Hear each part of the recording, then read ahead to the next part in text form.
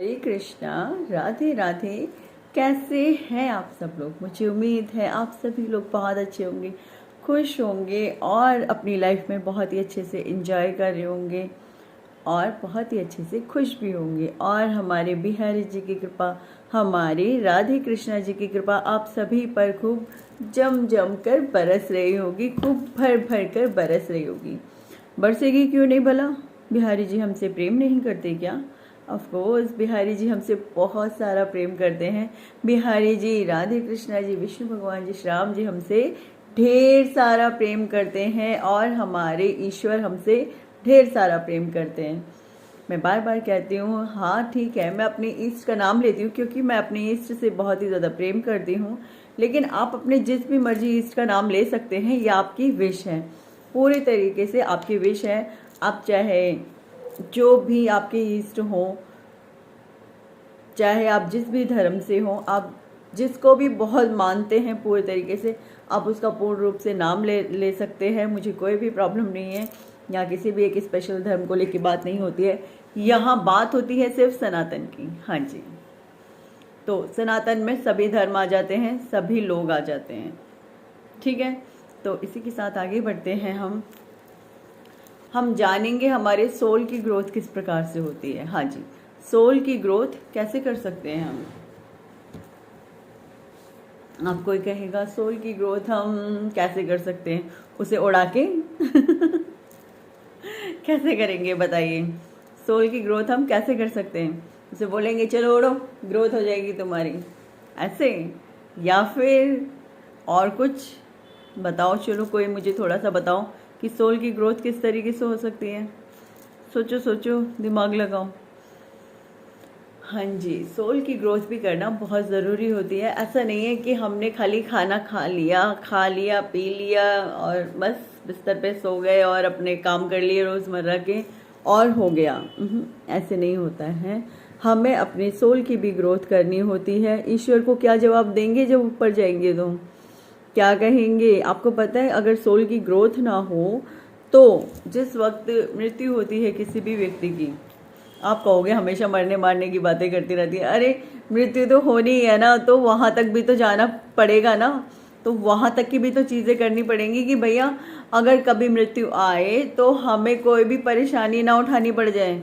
हमारी मृत्यु सहज आराम से बिना किसी परेशानी के ईश्वर हमें अपने पास बुलाए, है ना। और उसके बाद भी हमें किसी भी प्रकार की आफ्टर डेथ, मतलब मृत्यु के बाद भी परेशान मत होइए, अभी कोई नहीं मर रहा, डोंट वरी, परेशान ना होइए। लेकिन मैं बात कर रही हूँ हमारी सोल की ग्रोथ की, तो देखिए उसमें मुझे ऐसे वर्ड्स भी बोलने पड़ेंगे, आप परेशान मत होइएगा, ठीक है, परेशान मत होइएगा।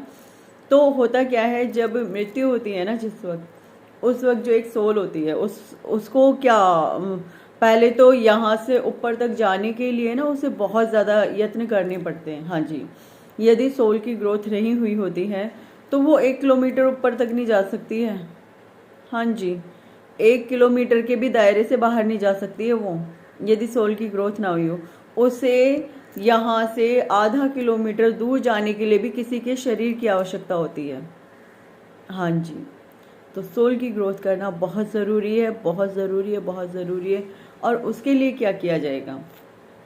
यदि सोल की ग्रोथ हो जाती है तो पता है उसके बेनिफिट्स क्या होते हैं। वो बेनिफिट्स हमें अभी भी नज़र आने शुरू हो जाते हैं और बाद में तो होते ही हैं जब भगवान जी के पास जाना होता है। देखिए होता क्या है कि जब जिस वक्त सोल की ग्रोथ होती है तो हमारी जो ये रोज़मर्रा की ज़िंदगी है ना, इसमें भी हमें बहुत बेनिफिट मिलता है जब हमारी सोल की ग्रोथ होती है। हम अपने ईश्वर से अपना कनेक्शन बना पाते हैं, है ना। सबसे अच्छी बात क्या होती है, हम अपने ईश्वर से अपना कनेक्शन बना पाते हैं और उनसे अच्छे से बातें कर सकते हैं और हमारे ईश्वर को पूर्ण रूप से ना, हमारे ईश्वर फिर हमारे साथ होते हैं हर प्रकार से। तो सोल की ग्रोथ इसलिए भी ज़रूरी होती है। सोल की ग्रोथ इसलिए भी ज़रूरी होती है कि उसे ज्ञान चाहिए होता है। सोल को क्या चाहिए होता है? सोल को खाना नहीं चाहिए, सोल को पानी नहीं चाहिए, सोल को कुछ नहीं चाहिए। उसको क्या चाहिए? उसको चाहिए ज्ञान। तो वो ज्ञान मिलता है हमें। हाँ जी, सोल की ग्रोथ होने से वो हमें ज्ञान प्राप्त होता है। तो इसी के लिए हमें क्या करना होगा? हमें करना होगा मेडिटेशन, मंत्र चैंटिंग, है ना। हमें क्या करना होगा? मेडिटेशन, मंत्र चैंटिंग और ईश्वर का अच्छी प्रकार से ध्यान। जब हम ये तीन चीज़ें कर लेंगे ना तो हम बहुत ही फास्ट अपने ईश्वर के नज़दीक जा पाएंगे। तो मंत्र चैंटिंग मैंने बताया ही है। यदि आपका कोई गुरु जी का मंत्र है तो आप उसे करिए।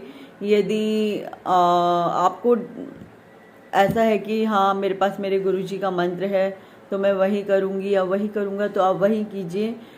या फिर किसी के पास मंत्र नहीं है तो मैंने बताया ही है हरे कृष्णा महामंत्र। देखिए ये हरे कृष्णा महामंत्र ना एज एक दवाई की तरह काम करता है।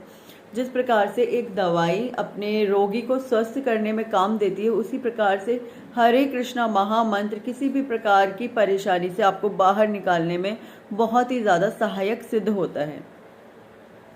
हाँ जी, तो आप इसी को ज़रूर से करिएगा। बाकी जो अगर यदि कहते हैं कि हमें गुरु मंत्र ही करना है तो वो आप गुरु मंत्र ही करिए, लेकिन उसके अलावा मेरे कहने से ये 2 माला ज़रूर से कीजिएगा। देखिएगा बहुत ही जल्दी आपको रिलीफ मिलेगा हर ही चीज़ से। ठीक है, चलिए आगे बढ़ते हैं। आज हम करेंगे क्या? मेडिटेशन। क्या करेंगे? मेडिटेशन। तो मेडिटेशन में, हाँ जी, आज की ये वीडियो मैं मेडिटेशन के ऊपर ही बनाने जा रही हूँ और आप सभी को ये सिखाऊंगी कि बिल्कुल शुरुआती तौर से मेडिटेशन किस तरीके से करना होता है। जो बिगनर्स हैं, जिनको बिल्कुल नहीं पता है कि मेडिटेशन किस प्रकार से किया जाना चाहिए, आज मैं उनको समझाऊंगी कि मेडिटेशन किस प्रकार से किया जाना चाहिए। हाँ जी, मैंने मेरी लास्ट वीडियो में मैंने समझाया था आपको कि मेडिटेशन थोड़ा सा मतलब एक हिंट देना चाहा था, जो कि मैंने समझाया था कि मेडिटेशन किस प्रकार से किया जाना चाहिए। आज मैं उसी में से थोड़ा सा ही बिल्कुल अच्छे से एकदम ठीक करके आपको बताती हूँ कि मेडिटेशन किस प्रकार से किया जाना चाहिए, कैसे आपको मेडिटेशन करके बहुत ही अच्छा महसूस होगा, बहुत ही अच्छा रिलीफ भी मिलेगा। यदि कोई डिप्रेशन का मरीज है उसको उस डिप्रेशन से मुक्ति मिलेगी जब वो डेली रूटीन में मेडिटेशन करना स्टार्ट कर देगा। लेकिन देखिए, कुछ चीज़ें मेडिटेशन करने से पहले हमें बोलनी पड़ती हैं। जैसे सबसे पहले खुद को अपने ईश्वर को सरेंडर कर दो, बोल दो कि हे ईश्वर, आपके जो भी धर्म है आप उस धर्म में अपने ईश्वर को अपने आप को समर्पित कर दीजिए और कहिए हे ईश्वर, मैं आपको अपने आप को समर्पित करती हूँ या करता हूँ।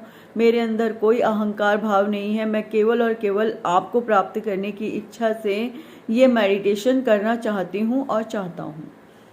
जब आप इस प्रकार की इच्छा रखेंगे और उनसे कहेंगे कि आप मुझे रक्षा प्रदान करें ताकि मुझे कोई भी परेशानी या दिक्कत कभी भी ना हो, है ना।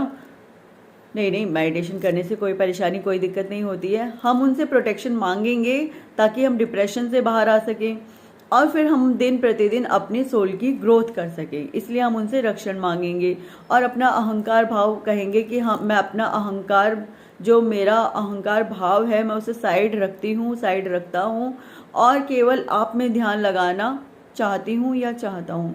तो देखो फिर ईश्वर भी कैसे प्रसन्न होकर के फटाफट से हमें अपनाएंगे, ठीक है ना। और हमारी सोल की ग्रोथ करने में वो स्वयं से हमारी मदद करना स्टार्ट कर देगी। ठीक है, चलिए शुरू करते हैं मेडिटेशन। सबसे पहले मैं आपको केवल समझाऊंगी और बताऊंगी किस प्रकार से मेडिटेशन करना है, आपको पूरी विधि समझाऊंगी, फिर आप साथ साथ मेडिटेशन कीजिए। हाँ जी, आपको ये मेडिटेशन मेरे बोले अनुसार साथ साथ ही करना है, ठीक है।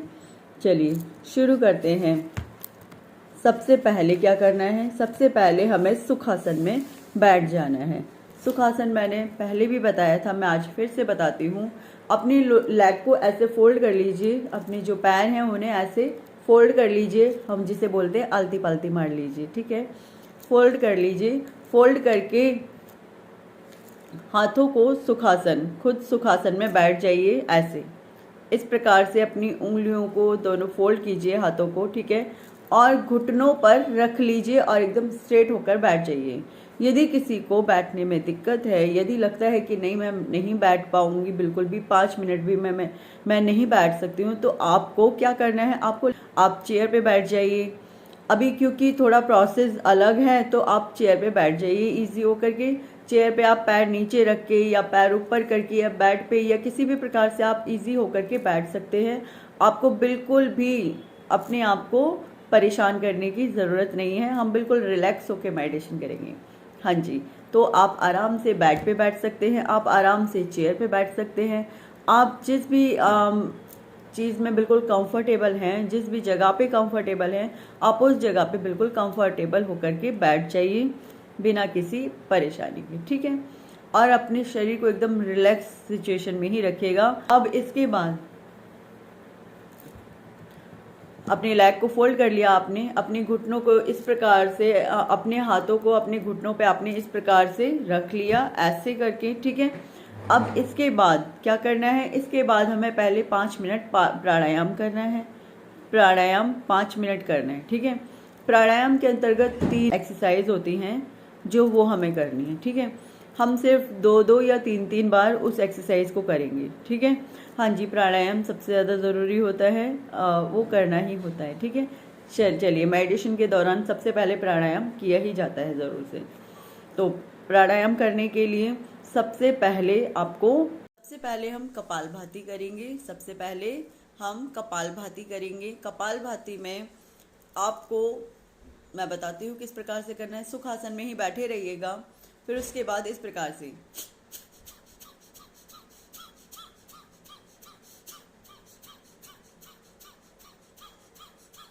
और आपको जो कपालभाति है, सांस ऐसे करते करते करते करते आपको अपनी सारी पूरी की पूरी सांस मूलाधार से लेकर के पूरा ऊपर तक और अपनी सांस को पूरा का पूरा कॉन्ट्रैक्ट करना है आगे तक, और फिर इस प्रकार से कर लेना है। मैं पूरा करके बताती हूँ आपको, ठीक है, ध्यान दीजिएगा।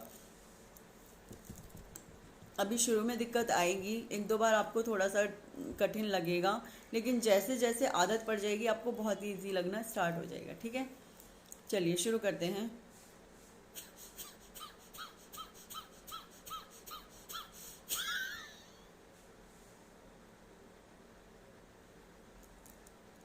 अब आपने जो मूलाधार है उसे बंद कर दिया है। आपने अपने सारे के सारे जो पेट है, पेट को बिल्कुल सुकोड़ लिया है इस तरीके से, और यहाँ से भी अपने आप को बिल्कुल बंद कर दिया है। और उसके बाद अपनी चिन को टक कर लीजिए। जिनको प्रॉब्लम है वो चिन टक ना करें, वो नॉर्मल ऐसे भी बैठ सकते हैं, ठीक है। चलिए शुरू, मैं फिर से करती हूँ।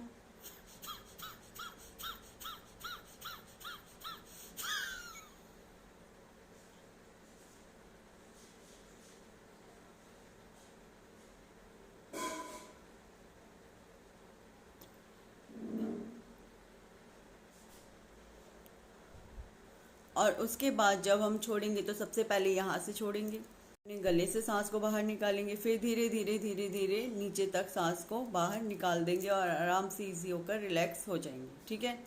मैं आप पूरा फिर से एक बार करके दिखाती हूँ ताकि आपको अच्छे से समझ में आ जाए। जिसको समझ में आ गया है वो टैप टैप करके आगे बढ़ सकते हैं, ठीक है। हाँ जी, जिसको समझ में आ गया है वो वीडियो को आगे करके और आगे सुन सकते हैं, ठीक है।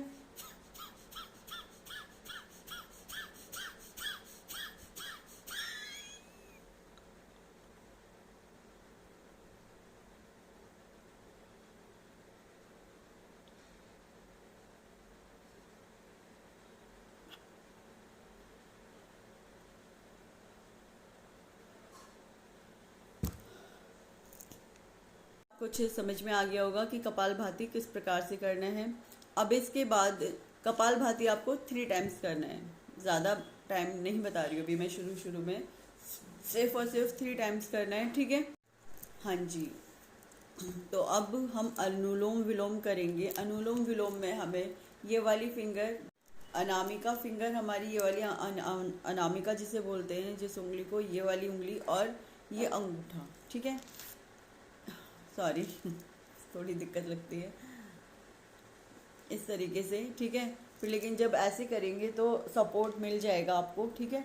अब शुरू करते हैं अनुलोम विलोम। जो ना जिस तरफ की आपकी श्वास नली बिल्कुल ओपन हो, खुली हुई हो, उससे आपको पहले सांस लेना है। तो आप पहले देख लीजिए कौन सी वाली आपकी श्वास नली एकदम खुली हुई है। मेरी वाली ओपन है तो मैं इससे शुरू करूँगी, ठीक है।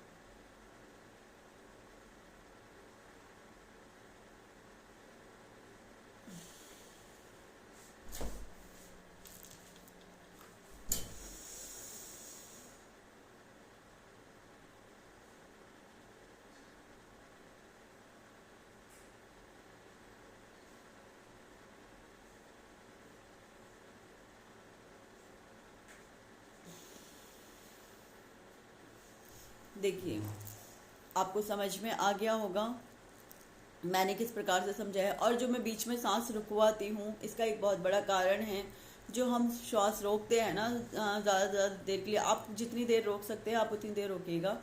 शुरू में ज़्यादा से ज़्यादा 5 सेकंड या 10 सेकंड के लिए ही श्वास रुक पाएगी, इससे ज़्यादा नहीं रुक पाएगी, ठीक है। तो आप इतनी ही देर के लिए रोकिएगा। हाँ जी, मैंने नहीं रोकी है क्योंकि वीडियो फिर लंबी हो जाती है, तो मैं तो सिर्फ आपको यहाँ पर करके बता रही हूँ कि किस प्रकार से किया जाना है मेडिटेशन। ओके, तो आपको क्या करना है, आपको इस प्रकार से अनुलोम विलोम करना है और ये 3 टाइम्स कीजिएगा। फिर इसके बाद आता है भ्रामरी। देखिए ये जो प्राणायाम होता है ना, ये हमारे प्राणों का आयाम होता है। मतलब इसको करने से हमारी जो श्वास है, हमारी जो गति, हमारी जो ऊर्जा है ना शरीर की, वो और भी अच्छी हो जाती है और हमारे प्राणों को एक सही आयाम मिलता है। हमारे प्राणों को और अच्छी ऊर्जा, अच्छी श्वास प्रदान होती है, अच्छी वायु प्रदान होती है। ये प्राणों का आयाम कहलाता है, प्राणायाम, ठीक है। तो अभी हम आगे बढ़ेंगे भ्रामरी। हाँ जी, प्राणायाम के अंतर्गत 3 आसन आते हैं। पहला होता है कपालभाति, दूसरा अनुलोम विलोम और तीसरा है कपालभाति। कपालभाति सब अलग अलग तरीके से करते हैं, बाकी जो मैं करवा रही हूँ आप उससे कीजिए, ठीक है। भ्रामरी आसन के लिए हमें क्या करना होगा, भ्रामरी आसन के लिए हमें अपने कानों पर इस प्रकार से उंगली लगानी है और फिर श्वास लेने के बाद कान एकदम बंद कर देने हैं। जैसे कोई गटक लगा देता है ना किसी चीज़ पे, जैसे बंद करने के लिए हम कोई कैप लगा देते, कोई ढक्कन लगा देते, इसी प्रकार से बिल्कुल कानों को बाद में बंद कर देना है। पहले श्वास लेनी है, फिर कानों को अपने बंद कर देना है और फिर उसके बाद मुंह से आवाज़ निकालनी है कुछ इस प्रकार की, ठीक है, जैसे भ्रामरी, ठीक है, आवाज़ गुंजन करनी, ठीक है। शुरू करते हैं।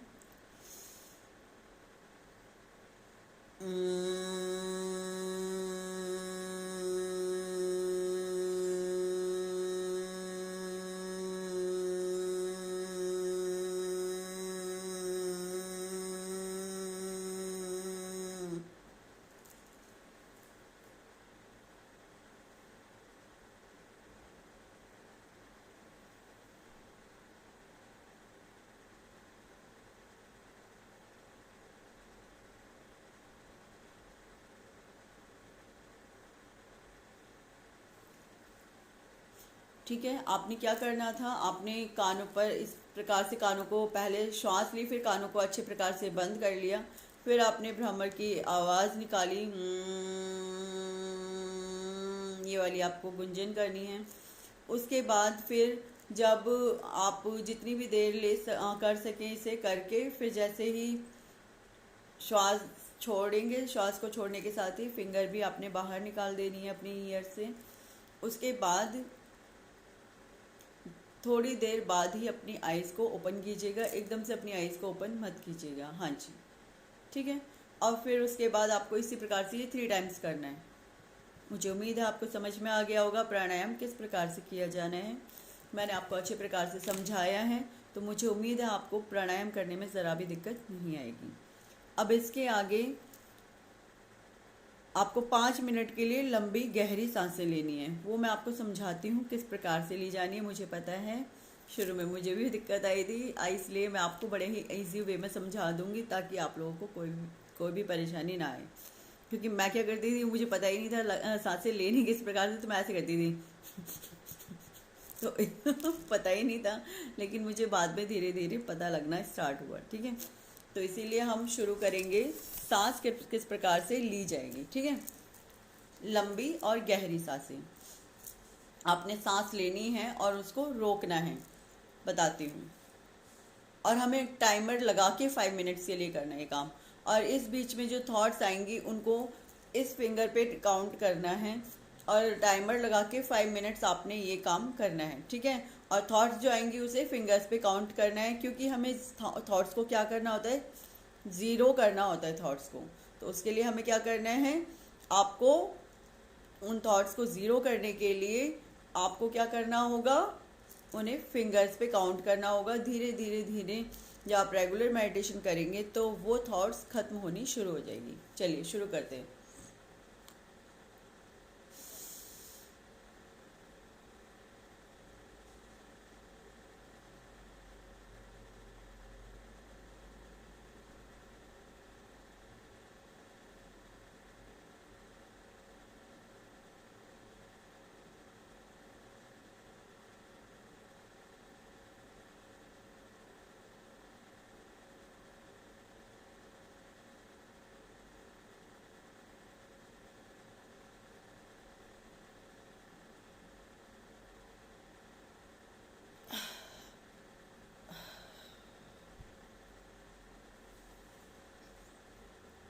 हाँ जी, इस प्रकार से लंबी और गहरी सांस ली जाती है। आपको सांस लेनी है, सांस को होल्ड करना है, जितनी भी देर आप होल्ड कर सकें, 5 सेकंड, 6 सेकंड या 10 सेकंड या उससे ज़्यादा या 1 मिनट, आप जितनी भी देर होल्ड कर सकें ये आपके ऊपर निर्भर करता है। आप जितने दिन प्रैक्टिस करते जाएंगे उतनी ज़्यादा आप होल्ड करना सीख जाएंगे। और उसके बाद जब आप होल्ड कर लेंगे सांसों को, और फिर जब नहीं कर पा रहे हैं होल्ड, तो मुंह से अपनी सांस को बाहर निकालना है ऐसे, ठीक है। फिर उसके बाद कुछ सेकंड्स रुकेंगे, 5 सेकंड्स के लिए आप रुकेंगे, फिर उसके बाद दोबारा से लंबी और गहरी सांस लेंगे। इसी प्रकार से ये प्रोसेस आपको 5 मिनट्स तक करना है, ठीक है। और इसमें आपको अलग अलग प्रकार की थॉट्स आएंगी, उन्हें आने दीजिएगा, उन्हें जाने दीजिएगा। आपको कोई मतलब नहीं है, लेकिन आप सिर्फ उन्हें देख रहे हैं कि थॉट्स आ रही हैं और थॉट्स जा रही हैं। थॉट्स आएंगी, क्योंकि जब हमने कभी मेडिटेशन नहीं किया तो थॉट्स आनी स्वाभाविक है, वो आएंगी ही आएंगी। उन्हें आने दीजिएगा और जाने दीजिएगा, ठीक है। आप थॉट्स को लेकर के परेशान ना होइएगा, ओके। चलिए आगे बढ़ते हैं। हमने थॉट्स कर ली, हमने प्राणायाम कर लिया। अब इसके बाद 5 मिनट के लिए हम ओम चैंटिंग करेंगे। मैंने ओम चैंटिंग आपको कल बताया भी था, अपनी लास्ट वीडियो में मैंने आपको समझाया था कि ओम चैंटिंग कैसे करना है। मैं फिर से एक बार बताती हूँ, और वो ओम चैंटिंग हमें 5 मिनट्स के लिए करनी है। अब हम सारी चीज़ें 5 मिनट्स के लिए करते हैं, जिससे हमारा ये 20 मिनट्स का पूरा मेडिटेशन हो जाएगा। इससे क्या होगा, जो हम ये 20 मिनट्स का पूरा मेडिटेशन करेंगे ना, इससे हमें एक नई ऊर्जा शक्ति प्रदान होगी, ठीक है। चलिए अब हम 5 मिनट्स के लिए ओम चैंटिंग करेंगे। वही सुखासन में बैठ जाइए, सुखासन में बैठ करके और सांस लीजिए, उसे 5 सेकंड्स के लिए रोकिए और फिर ओम। चलिए शुरू करते हैं। सुखासन में बैठ गए आप सभी लोग। जो जैसे बैठना चाहे वो उस प्रकार से बैठ सकता है, बिल्कुल भी परेशान होने की आवश्यकता नहीं है, ठीक है। शुरू करते हैं।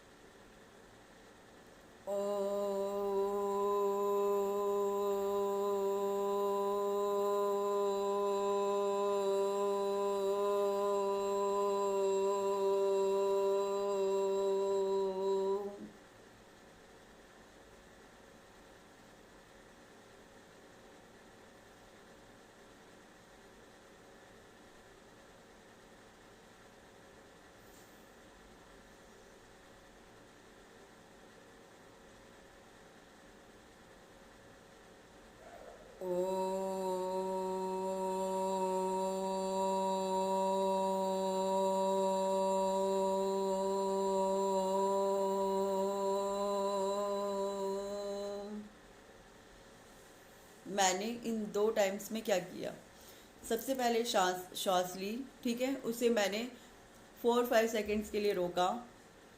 जो जितनी देर रोक सकता है ये उसके लिए उतना ही है। मैंने तो अभी वीडियो बनानी है, तो उस हिसाब से मैंने थोड़ी सी देर रोक करके आपको बताया है। 5 सेकंड्स के लिए आप चाहे इसे 30 सेकंड्स रोक करके तब ओम चैंटिंग कर सकते हैं, या 10 सेकंड्स रोक करके तब ओम चैंटिंग कर सकते हैं, या 5 सेकंड्स रोक करके तब ओम चैंटिंग कर सकते हैं। अगर 5 सेकंड्स से भी कम रोक पा रहे हैं तो भी चलेगा। शुरू में प्रॉब्लम होती है, कोई बात नहीं, ठीक है। तो उसे 5 सेकंड्स के लिए श्वास को रोकिएगा, फिर ओम चैंटिंग करनी है। फिर जब आप ओम बोल चुके होंगे, फिर उसके बाद आपने 3 to 4 सेकंड्स के लिए वेट करना है, फिर दोबारा से श्वास लेनी है, फिर उसके बाद दोबारा से ओम चैंटिंग करनी है। आई होप आपको अच्छे से ये बात समझ में आ गई हो। आपको क्या करना है, अब इसके बाद श्वासों को, श्वास आ रही है, श्वास जा रही है, वही आपको 5 मिनट्स के लिए फिर करना है, ठीक है। अब शुरू करेंगे हम श्वासों का आना और जाना, और ये सब हमें आंख बंद करके ही करना है, आंख खोल के नहीं करना है। जो ओम चैंटिंग करेंगे और जो हम श्वासों को आना जाना करेंगे वो सब हमें आइज़ क्लोज करके करना है। और जो हम अपनी थॉट्स को भी, जो गहरी लंबी सांस ले रहे हैं और फिर उसे छोड़ रहे हैं, वो सब कुछ आइज़ क्लोज करके ही किया जाना है। 5 मिनट्स का आप टाइमर लगा लीजिएगा कि आपको पता चल जाएगा कि हाँ 5 मिनट्स हो गए, ठीक है। अब इसके बाद आपने क्या करना है, इसके बाद आपने 5 मिनट्स तक श्वासों को आना जाना देखना है और ये करना है। ठीक है, चलिए शुरू करते हैं। सुखासन में ही बैठ जाइए, आइज़ क्लोज कर लीजिए और जो जैसे बैठना चाहे वो वैसे बैठ सकता है। किसी को कोई भी प्रॉब्लम लेने की आवश्यकता नहीं है, बिल्कुल नॉर्मल होकर के आप बैठ सकते हैं। ठीक है, अब श्वास आ रही है, श्वास जा रही है, श्वास आ रही है, श्वास जा रही है। इस प्रकार से आपने श्वासों का पूरा ध्यान करना है और बिल्कुल भी श्वासों को आपने परेशान नहीं करना है या ज़बरदस्ती कोई भी श्वास नहीं लेनी है। जो श्वास जिस प्रकार से आ रही है उसे उस प्रकार से आने दीजिएगा, जो श्वास जिस प्रकार से जा रही है उसे उस प्रकार से जाने दीजिएगा। अपने श्वासों के साथ भी कोई जो ज़बरदस्ती नहीं करनी है, उन्हें बहुत इजी वे में जैसे आप डेली रूटीन में श्वास लेते हैं ना, बिल्कुल उसी ही रूटीन में उसे चलने दीजिए। बस आपने एकाग्र होके उन श्वासों का ध्यान करना है। आप अपनी श्वासों का पूर्ण रूप से अच्छे प्रकार से ध्यान करेंगे तो आपको पता चलेगा कि श्वास कहाँ से आ रही है और कहाँ से कहाँ तक जा रही है। ठीक है, चलिए 1 मिनट आप मेरे साथ कर लीजिए, फिर आप इसे 5 मिनट्स के लिए अपने घर पर ही कीजिएगा। शुरू करते हैं।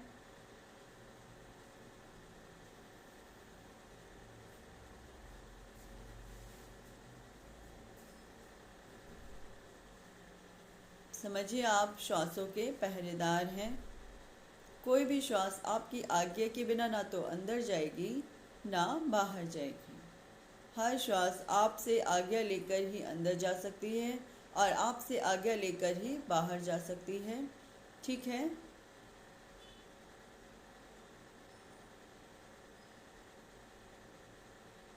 लेकिन आप ऐसे पहरेदार हैं, ना तो आप श्वास को आने से रोकेंगे और ना जाने से। केवल उनका ध्यान रखेंगे कि कौन कब श्वास बाहर गई और कौन कब श्वास अंदर आ गई। ठीक है, आपने केवल और केवल ध्यान करना है उनका। बाकी आपको ना उन पर कोई रिस्ट्रिक्शन लगानी है, ना ही उन्हें तेज गति से आने के लिए बोलना है, ना ही मंदी गति से आने के लिए बोलना है। वो जिस भी गति से आना चाहे वो उस गति से आएंगी और वो उसी गति से वापस चली जाएंगी। आपको कोई भी उसमें अपना इंटरफेयर नहीं करना है कि अब मुझे तेज़ सांस ले लेनी चाहिए या मुझे मंदी सांस ले लेनी चाहिए। नहीं, वो श्वासों की अपनी जैसी गति चल रही है उसे उसी गति से चलने दीजिएगा। आपको बीच में इंटरप्ट नहीं करना है। ठीक है, इसके बाद जब आप श्वासों का ये मेडिटेशन कर लें, अपने हाथों को ऐसे रब कीजिएगा, तो उसे ऐसे रब कीजिएगा और फिर उसके बाद अपनी आइज़ पे लगाइएगा, अपनी फेस पे लगाइएगा। ठीक है, ऐसे आइज़ पर लगा के थोड़ी देर रखिएगा, फिर उसे ऐसे ऐसे ऐसे अपने हर बॉडी पार्ट पे अपने हाथों को लगाइएगा। हाँ जी, इससे जो हम मेडिटेशन में गए होते हैं वहाँ से हमें वापस आने की अनुमति मिल जाती है। और फिर जब उसके बाद अपने सभी आप अंगों को इस प्रकार से टच कर लें, उसके बाद अपनी आइज़ को ओपन कीजिएगा और प्यारी सी स्माइल ज़रूर से कीजिएगा। ठीक है, वो ज़रूर से करनी होती है। और फिर हमें अपने ईश्वर को धन्यवाद देना होता है कि thank you Radhe Krishna ji, thank you हमारे ईश्वर जी, आपने हमारे मेडिटेशन करने में इतनी हेल्प की, आपको बहुत बहुत शुक्रिया। ठीक है, तो इसी के साथ मुझे पूरी उम्मीद है कि आपको समझ आया होगा मेडिटेशन बिल्कुल शुरुआती तौर पे कैसे करना है। मुझे उम्मीद है कि आपको कहीं भी कोई प्रॉब्लम नहीं आएगी। यदि कोई प्रॉब्लम आए तो प्लीज़ मुझसे कमेंट बॉक्स में पूछ लीजिएगा, मैं ज़रूर से आंसर करूँगी। ठीक है, और इसी के साथ मैं विराम लेती हूँ। और प्रेम से बोलिए मेरे साथ आप सभी, राधे राधे। प्रेम से बोलिए राधे राधे, हरे कृष्णा, राधे राधे, राधे कृष्णा।